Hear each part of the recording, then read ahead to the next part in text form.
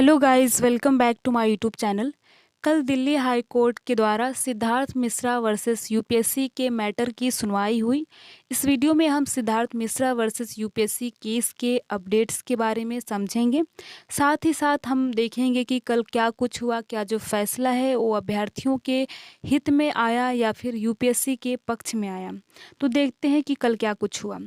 कल यानी 22 अगस्त को दिल्ली हाई कोर्ट के द्वारा Siddharth Mishra versus UPSC case की सुनवाई हुई और इस सुनवाई में अभ्यर्थियों के लिए एक बहुत निराशाजनक खबर है कि दिल्ली हाई कोर्ट के द्वारा इस पिटीशन को खारिज कर दिया गया है।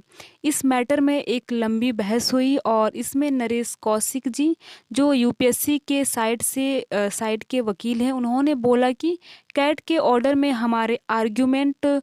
हमारे जो आर्गुमेंट हैं उनको रिकॉर्ड नहीं किया गया है। इसके बाद जज के द्वारा सिलेबस पढ़ा गया और जज ने साकेत जैन, जो अभ्यर्थियों के साइड के वकील हैं, उनसे कहा कि जो आर्गुमेंट आप कैट के बारे में दे रहे हैं वो कैट के बारे में केवल प्रीफेस है।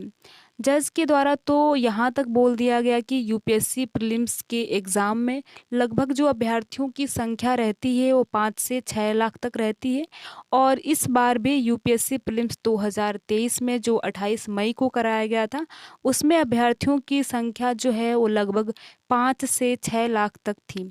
लेकिन जो पिटीशन आई है वो केवल 15 स्टूडेंट्स ने फाइल किया है। तो ऐसा क्यों है? क्या केवल 15 विद्यार्थियों को ही ऐसा लग रहा है कि यूपीएससी सी सेट का पेपर इतना टफ था और क्वेश्चन आउट ऑफ सिलेबस आए थे? और केवल 15 स्टूडेंट्स के पिटीशन के आधार पर ही क्या कोई कमेटी बनाई जा सकती है? तो इसके जवाब में साकेत जैन जी के द्वारा कहा गया कि लगभग 16,000 लोगों ने यूपीएससी को रिप्रेजेंटेशन दिया था। इसके बाद फिर जज के द्वारा सवाल किया गया कि आप इतना श्योर कैसे हो सकते हैं कि जो रिप्रेजेंटेशन यूपीएससी को भेजे गए थे वो क्लास 10th के सिलेबस वायलेंस के आधार पर ही थे।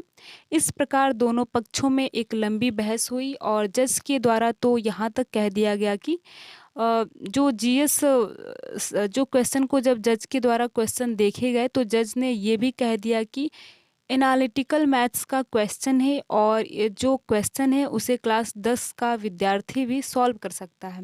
इसके जवाब में साकेत जैन जी के द्वारा रामानुजम का उदाहरण भी दिया गया।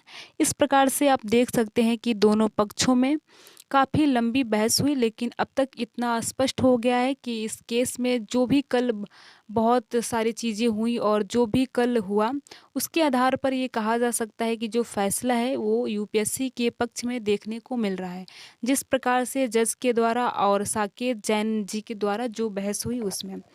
तो कितनी उम्मीदें अभ्यर्थियों को थी कि कोई फैसला जो है उनके पक्ष में आएगा और अभ्यर्थी जो है वो कोर्ट के फैसले का बेसब्री से इंतज़ार कर रहे थे। लेकिन कोर्ट के फैसले से कहीं न कहीं अभ्यर्थियों की जो उम्मीदें हैं वो टूटती हुई नज़र आ रही हैं। जैसा कि आप सब जानते हैं कि कैट का फैसला जो पहले आया था वो भी डायरेक्ट यूपीएससी के पक्ष में था और उससे भी अभ्यर्थियों को बहुत ज़्यादा निराशा हुई।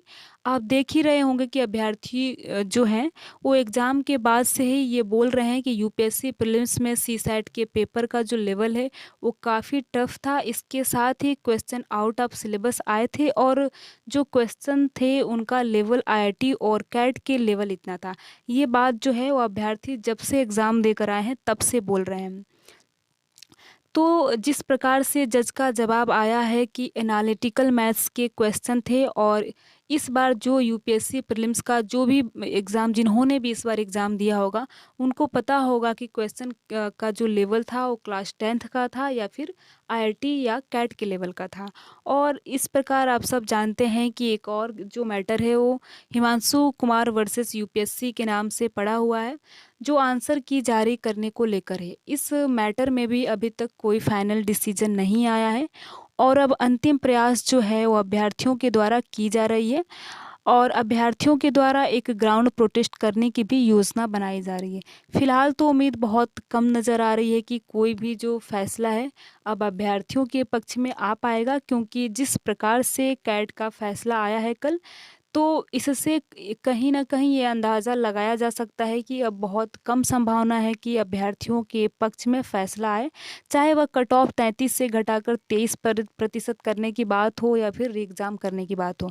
क्योंकि जो मुख्य परीक्षा है वो सितंबर में निर्धारित है और सितंबर में होगी, उस पर अभी रोक नहीं लगाया गया है, ना ही मुख्य परीक्षा की तिथि को बदलने की कोई भी खबर आई है। अब तक जो है वो कट ऑफ को लेकर भी कोई स्पष्ट बातें सामने नहीं आई है। तो सब मिलाकर अभ्यर्थी जो हैं वो अपनी तैयारी को करते रहें। अगर अभ्यर्थियों के पक्ष में कोई भी फैसला आता है तो निश्चित तौर पर लाभ तो उनको मिलेगा ही। इसके साथ ही आप देख ही रहे होंगे कि अभ्यर्थियों के द्वारा निरंतर प्रयास किया जा रहा है। आगे ये देखना होगा कि अब अभ्यर्थियों के द्वारा क्या रणनीति बनाई जा रही है और ग्राउंड प्रोटेस्ट जो है वो एक बार फिर से अभ्यर्थियों के द्वारा किया जाएगा। अब 2 ही रास्ता बचता है, या तो अभ्यर्थी अधिक मात्रा में ग्राउंड प्रोटेस्ट करेंगे या फिर सुप्रीम कोर्ट जाएँगे। तो देखना होगा कि अब आगे अभ्यर्थियों के द्वारा क्या योजना बनाई जाती है। इस प्रकार से कल यानी 22 अगस्त का जो दिल्ली हाई कोर्ट के द्वारा मामला सुनाया गया, उसका ये पूरी इस प्रकार से पूरी बहस रही। तो अगर आपको ये वीडियो अच्छा लगा हो, इस वीडियो की इन्फॉर्मेशन अच्छी लगी हो तो वीडियो को लाइक कर सकते हैं। वीडियो अच्छा नहीं लगा हो तो वीडियो को डिसलाइक भी कर सकते हैं। Thank you.